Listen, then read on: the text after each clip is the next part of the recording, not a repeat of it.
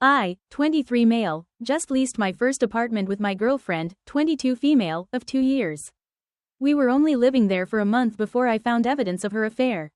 She let me know while we were dating that she was pretty sure she was bi. I shrugged it off. That was fine, right? As long as she knew what it meant to be in a committed and loyal one-on-one relationship. I asked to make sure she was only exclusively seeing me after 4 months into our relationship, and she said yes. She would message her friends all the time but promised me she took our relationship seriously. Fast forward a year and a half and we're very much in love and getting our first apartment together. A signed lease with each other.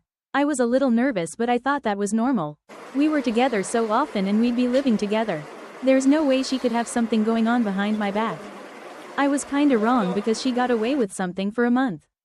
One morning, as I got ready for work, I found long blonde hair in our bed.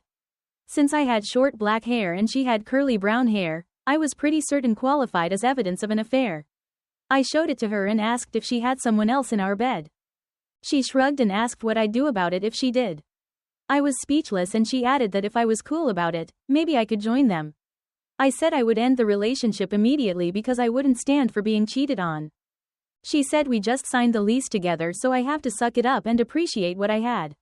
I told her she was a psycho for thinking I was okay with this, and I paid a visit to the leasing office. The landlord was very empathetic and outraged at my story. She wrote me a letter that rescinded the lease. My ex was furious and started screaming and throwing stuff around. She wouldn't be able to lease the apartment without me because she still didn't have a job. I asked her why she couldn't just move in with AP, and she said it was none of my business. I didn't care, at least I knew she couldn't have a place to bring her back to. The landlord had another rental available and she let me rent for cheap to help me cope with an unexpected life change. So my ex tried reaching me for a month until she finally gave up. I know she hates me even though she's a heartless cheater. She didn't have the maturity to rent a home with someone, and I wish I would have been able to tell her that.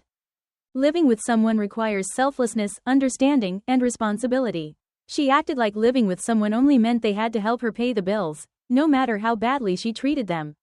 That's selfish and controlling behavior if I ever saw it. I became a house party host, which is something I never would have thought to do before, in fear of my fiancé going out of her way to flirt with other people. I'm enjoying my freedom and certainly hope others don't fall for someone as disrespectful as this girl. I am so glad you were able to get the lease rescinded on the grounds of her infidelity. I can't believe she had the nerve to act like what she did wasn't despicable. Any woman out there listening, I hope you never behave like this woman. She thought the world and her fiancé owed her something when she was only proving what a terrible spouse she was. She was far from the selfless, respectable, and supportive woman that men need as their wives. I think if she would have spent more time getting to know herself before dating or committing herself to a serious relationship, she could have figured out more for certain who she would want to be with for the long haul. Or even if being in a long-term committed relationship was for her. If it wasn't, of course, she would need to find an honest way to provide for herself and maintain her independence instead of roping in someone to help her pay the bills. Thank you for sharing this story. I have faith you're going to be okay, because you knew you had to dump her and got away from her quickly. Anyways, let's now get into today's second story. My wife, 38, and I, 40, celebrated our 8-year wedding anniversary. That was the last fond memory I have of us, because after that I became aware of her secret relationship. I wasn't very fond of social media or people, so I didn't have any accounts like that. I know it might be hard to believe. If it makes you feel better, I made one for the purpose of investigating my wife's activities. I got an email the week after our 8-year wedding anniversary that confirmed my wife's decision to move her phone number from our phone plan to App's. It named the account her line was added to, which included App's name. My vision started spinning. I joined Facebook and looked up his profile. It turned out he just celebrated a 2-year dating anniversary with my wife. I could not believe what I was looking at. It was like an alternate reality, where my wife never met me. She had all this time and trust, without me watching her, to leave our home and live a second life with this guy. I felt betrayed and worthless. I took screenshots of the profile and the confirmation email. I presented these to my wife when she arrived home from her sister's, so she said. It was hard for her to speak because the proof was right in front of her. She was dating another man for 2 years, bragging about it on Facebook and convincing her family that he was the same man she told them she married. We just had an on-again, off-again relationship. It made no sense. She started sobbing and told me she seriously regretted it, but he was helping her pay back student loans and improve her credit, which would ultimately help us. I told her that didn't make up for her sleeping with him. I was screaming at this point. Almost 10 years of my life was wasted on her. She told me it was purely a business scheme to her, and she only considered him a friend. She said it wasn't her fault he took her so seriously and pronounced their love on Facebook. I told her she was blind and stupid if she couldn't admit she was taking advantage of this man and me. She was only looking out for herself and didn't care how either of us would feel if we knew the other existed. She looked ashamed, but she just asked me if this meant she had to leave. I told her to get out and called her a cheating pile of dirt. So she left, but she only walked the 20-minute walk to her dad's house. She didn't take her car, which sat in the driveway parked behind my car in the garage. She took her car keys and 2 bags of belongings with her. I tried calling her the next day when I realized she didn't drive, but had her keys, and she didn't answer. I tried over and over, but she only texted with, "You couldn't forgive me, so now you have to live without me, no matter how hard it is." I only replied by asking why she left her car in my driveway. This is when it dawned on me that I hadn't contacted AP, even though I most definitely could. My wife was probably getting rides around town from him, and she just wanted me to be inconvenienced and slower to leave her because I couldn't drive anywhere. Well, I fixed that really quickly. I sent him proof of our marriage, anniversary date, and everything, and waited for things to happen. He freaked out and asked me if he could come to talk to me. I agreed. He came to my house, and we spoke in the front yard. He said he was supposed to go get her from her dad's that very night, but he had no idea she was married. I told him he could have her if he wanted, but yes, she was a cheater, and she would probably cheat on him too, as soon as she got bored or felt like getting new attention.